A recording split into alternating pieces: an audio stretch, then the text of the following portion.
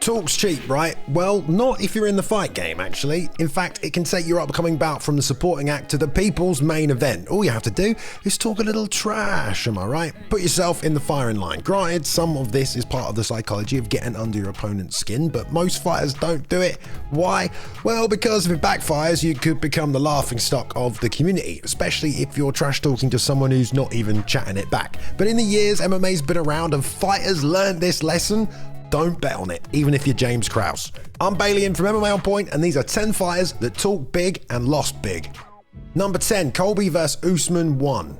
Ah yes, Gondor called for aid on this one. The beacons were well and truly lit for what was an incendiary rivalry that hyped up one of the great championship fights. These two had a lot of reasons to talk trash. They both wanted to be champion, but it honestly seems like these two were destined to be rivals. Dorm room that I slept in the whole week with John.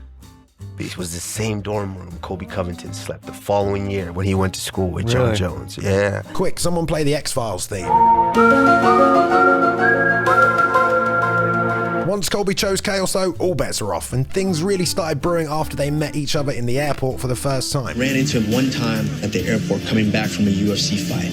He had me saying certain things online. But this polite exchange was nothing compared to the excrement they talked in the build-up to their actual inevitable meeting for the UFC title. The only thing you're losing faster than your hairline is that Power Ranger belt. You're soft. I'm soft. You're nothing. You know what? You get a call from the president today? You get a call from the president? That's right, you're a loser. No one gives a about you. Yeah, and that was like right after Colby won the interim belt. We got to keep cramming popcorn in our faces, watching for another 6 months as Colby just kept ramping up the insults. People would rather watch flies fuck than watch you fight. He even went after Kamaru's deceased coach. I know you gave Glenn a heart attack for all those years you were ducking me, so don't worry, he'll be watching from hell on December 14th. Yeah, add that to just the general disparagement of his fighting skills, his inability to sell pay-per-views, and his relevance as a fighter, and I say Colby could have opened a fertilizer farm with all the shit he was throwing around. I hate manure! Here's the question though, did it help him in the fight? Well, no, not at all, really. In fact, by the final round of their contest, Colby had a broken jaw, well, allegedly anyway, and Kamaru was just dropping him all over the place. Number 9, Ben Askren versus Jorge Masvidal. Who do we blame for this one? Is it Joe Rogan? I mean, he basically was campaigning for Askren to come over to the UFC for several years before he actually got there. So 2019, what did we do to Ben Askren? That was you and me, bro. We had a big part of that. Reality was, of course, by the time he did, he had a hip replacement, 15 years of combat sports under his belt, and he'd already been retired for 2 years. But you know what? This is MMA, and his skills may have depreciated, but his ability to deprecate others certainly didn't. You suck. Boom, roasted. At first, he was just doing some verbal jousting with Dana. Well, imagine you're smoking a cigar, sitting in Port 75 thinking, you remember when those guys thought Askren was going to come here and then I got his ass kicked 3 times? And doing his best to let everyone know he'd finally made it and all bets are off, basically. But when he was matched up with Street Judas Jorge Masvidal, well, that's when things got a little KFC extra spicy. George needs to know, I don't get full on a 3-piece and a soda. He better bring the whole damn family meal for that night. Okay, yeah, at first there were quite a lot of food references to like IHOP and everything, but then Ben started going for his ego. I don't understand people that walk up and just punch people for not really a good reason. For me, it shows 2 things. Number 1, total lack of discipline. And number 2, that you are not really secure with your own masculinity. Jorge, on the other hand, just kind of went straight to the point. We're gonna do it painfully and brutally. By the time it got to fight week, they were going at it, and Ben was asking Jorge, why you're so mad? I'm kind of curious. I'm not mad. Kind of obvious if you ask me. But Ben had a plan going into the UFC, talk as much trash as possible, and it kind of worked. I mean, we were all ready to watch this one go down. His muscles aren't very big and his beard's pretty ugly. But besides that, I think it's going to be total domination. What actually happened fight night? Well, yeah, most of you know he was on the receiving end of the fastest KO in UFC history. It was super necessary. Masvidal won this round, but it was kind of an Uno reverse situation against Colby and Usman, though.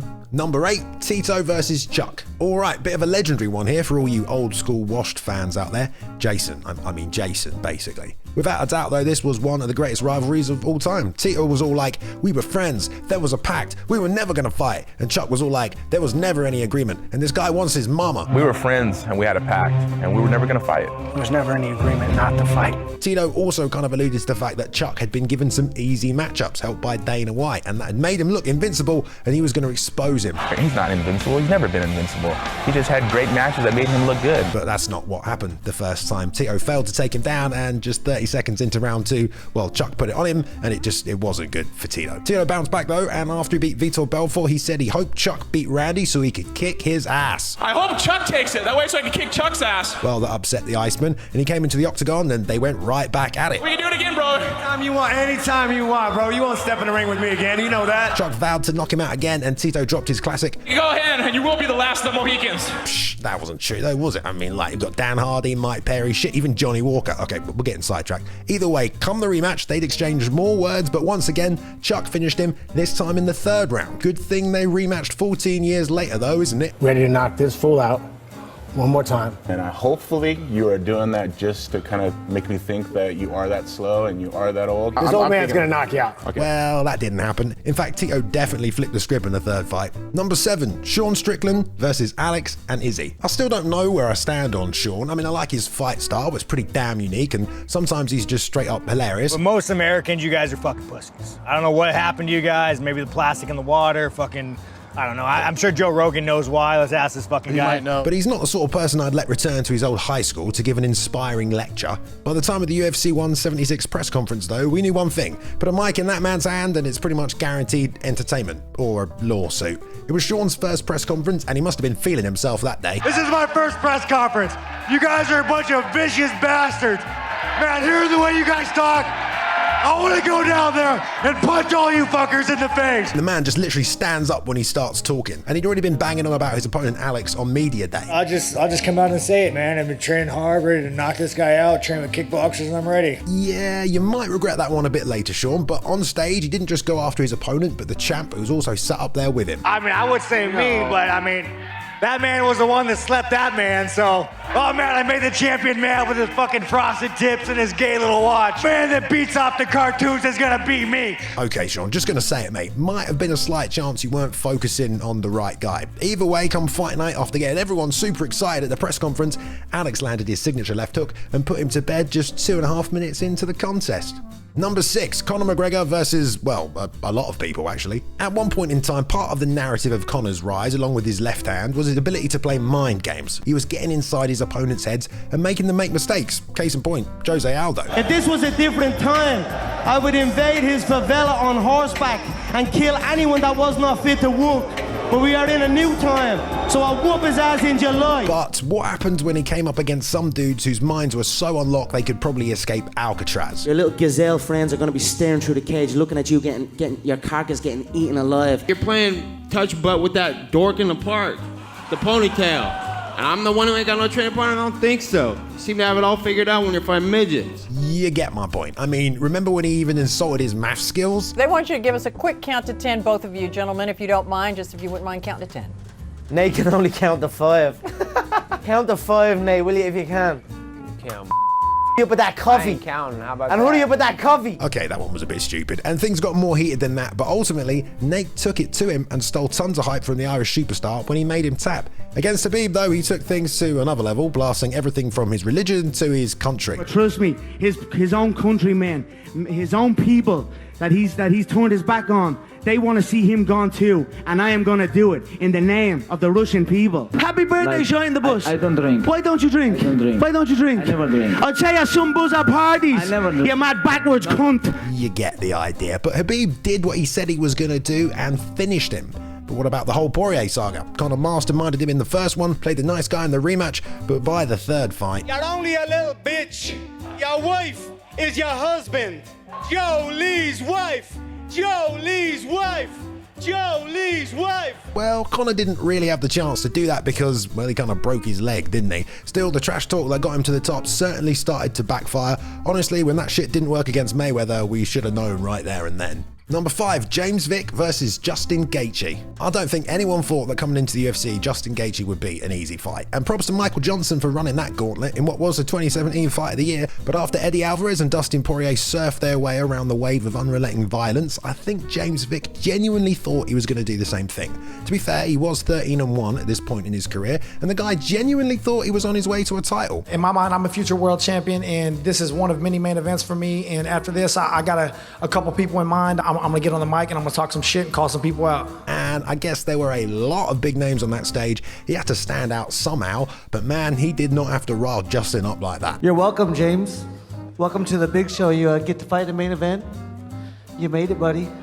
Yeah, thank you, man. It's your last main event. You're about to be on a 3-fight losing streak and shipping your ass back to the B League to fight tomato cans again. Yeah, and you guys love memeing this one, especially because he started dropping Simpsons references. I'm not the Homer Simpson of MMA like you are, bro. I'm not going to take a beating, but you will get knocked the fuck out. Well, I mean, I get what you were doing there, James, but unfortunately, this backfired in absolutely the most catastrophic way possible, and it wasn't even a Homer Simpson performance from Gaethje. He just stalked him down and put him out clean with one shot in 90 seconds. Unfortunately as well, Vick hasn't won since. Number 4, Alexander Hernandez versus Cowboy. Respect your elders, people. I mean, at least that's what they say. If someone's being a dick, at least educate them on the generational gap. But there's a nice way to do that. But Alex Hernandez didn't want to play nice with Cowboy Cerrone. He'd obviously been paying attention and doing his homework though, because there was this story with Donald throughout his career that if you shit-talked him, he just didn't fight as good. But if you showed respect and were all nice, well, he'd kick your ass. Alex Oliveira, Cowboy v Cowboy, he even gave him his hat afterwards. Yeah, after he freaking triangle choked him.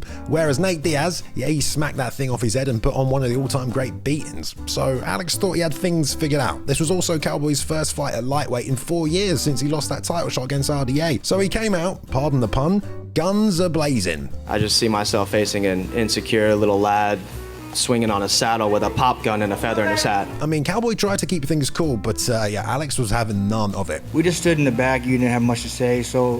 You didn't have much to say either, partner. And I'll tell you this, little friend, I'll be sending your geriatric ass fucking yeehawing back to the stables on Saturday. It's pretty clear when he ended it with... I won't respect his space, I won't respect the air he's breathing, and I'm gonna press and break him in the octagon. Well, yeah boy, you stirred up a hornet's nest now. Alex was a legit prospect at 155, but not on that night. As the clock ticked down on the second round, you just knew that head kick was coming, and Donald shut down his hype and shut out the lights. Number 3, Joanne vs Rose 1. Okay, so in 2017, who could possibly hate Rose Namajunas, right? Oh, I know, the freaking boogie woman. I mean, it's her job to go and steal your teeth from under the pillow, right? Do you understand the concept of the boogie woman? Oh wait, I got that wrong again. Either way, she was probably the most innocent and yet badass fighter on the roster, and I think Joanna kind of noted that and wanted to take advantage. I mean, she was probably feeling herself at this point, not gonna lie, 14-0, 5 title defenses, but did she really have to be so mean? Are you taking so you don't know shit about being a champion and you're never gonna be a champion? I mean, goddamn, Joanna, what did she do to you? Rose didn't even say a word, not even a goddamn your mama joke in response. During the whole fight week, she just stared into her eyes reciting the Lord's Prayer. You keep talking to her, what are you saying to her? I'm just saying the Lord's Prayer. I mean, Joanna even went after her mental health in the media press call. You know what? You are not stronger mentally. You are mentally unstable, and you are broken already, and I will break you in the fight. And she was still going at the freaking weigh-ins, pointing and being all scary. And I have a surprise for you guys. Don't blink tomorrow. Believe me, I put on such a great camp. Boogie Woman is coming for you, Rose! Okay, so that last bit wasn't that bad. Anyway though, when it came to the fight, that momentous pile of excrement kind of came crashing down on her own head because Rose stopped her early in incredible fashion. Number 2, Bisping v Hendo 1, or you might as well say America versus England. I know we all love Michael Bisping now, and for most of us UK fans, the banter he showed in his early career that seemed to piss off the entirety of the United States, we all kind of knew he was just trying to sell the fight, but I do still feel bad for poor Dan Henderson, who had to endure a literal entire season of The Ultimate Fighter where every 5 minutes Bisping was dropping one-liners and poking fun. I don't think Frank's at 100%, so... Well, what do you want me to do? Bend over and take it up the ass? No. And Dan, well mate, he barely says a word anyway. He just smiled the old Hendo smile while I'm sure in his head he was visualizing the exact knockout blow and follow-up flying forearm he was about to drop. Something I trained and visualized. I'm glad that I beat him for a round and then beat him, knocked him out. So it's fair enough to talk trash, but not a guy who barely says a word in response. That's just bullying at that point, isn't it? He is known as Decision Dan Henderson for a reason. He is gone. That's what people call him. Unofficial nickname is Decision Dan Henderson. Oh, Bisping, mate. Yeah, you couldn't have put it any better for the MMA trolls, lad. I mean, he's not even talking that much trash, but this one is so up the list because, well, in those days, this was trash talk, and people hated him. Thought he was a right cocky bastard. And when Dan did all the things Mike had said there was no way in heck he was gonna do, well, not only did it vindicate the fan base, but as most of you know, it has become the logo for Dan's brand. What we doing live? Echoes in eternity. And number 1, Chael Sonnen vs Anderson Silva 2. Of course, this is number one. We know our fan base, okay, but also there are other reasons, mainly because going into the rematch, Chael was not only armed with all the ammunition he had fired leading up to their first clash, but he'd already proved to us he could basically beat Anderson. You know, as he explained, he just kind of had misunderstood the rules. And the way I thought it worked was that if you tapped, you lost that round. So I thought what they would do is they go to a judge's decision, they go 4 rounds to 1, and we go home and I'd be the new champion. Yeah, I know, I'm laughing along with you, but yeah, this was also why it was number one, because freaking Anderson Silva couldn't even speak English, so this was all Chael, line after line after line. I say the name Anderson Silva, first thing that comes to mind is what? Fraud. Phony. Third thing that comes to mind. Paint your face up like Mike Tyson, gain 100 pounds, sit in the second row, and talk about when you meant something to the world. Welcome to 2000 and Chael. You don't think the belt would lie, do you? It says UFC middleweight champion on there. It's not about respect, man. You should be embarrassed that you even said that. That's street talk. That's what one gangbanger says to another before he takes his coat and shoes. This is an ass-whipping contest in a steel cage on Saturday night, and I don't give a damn if his feelings are hurt. Okay, you get the idea. I mean, he basically single-handedly sold the fight, and based on that last performance, if you didn't believe he could win the first time, well shit, you better believe it now. The fight started and holy shit, it looked like a 6th round. I mean, he got a takedown and just held him down for the entire round again, but in round 2 he failed on 3 takedowns, and after a ill-fated spinning back fist, the Spider called himself a fly. Chael still managed to talk himself right into another title fight though. You know someone that doesn't talk a lot of trash? George Hutchinson. Yeah, he finally made a Twitter after editing for like 6 months. You can follow him at GHutchinsonMMA. You really should, because he hasn't got many followers. He just made his account. Big shout out as always to Ben Rosette. Mate, Ben, how do I get as good as you a guitar? Please. I mean, George is pretty good as well, actually. Either way, Ben, thank you so much, as always, with the intro tune. If you liked it, find more of his stuff on Spotify. Let us know down below, guys, who's the best trash talker. I actually don't. There's not even any point, is there? Because you're just going to say Chael Sonnen. And you're probably right. But we hope you enjoyed it. So give us a like if you did. A subscribe goes a long way as well. You'll be able to stay up to date when we drop new videos. There you are. I've been Bailey, and though, see you in the next one, guys.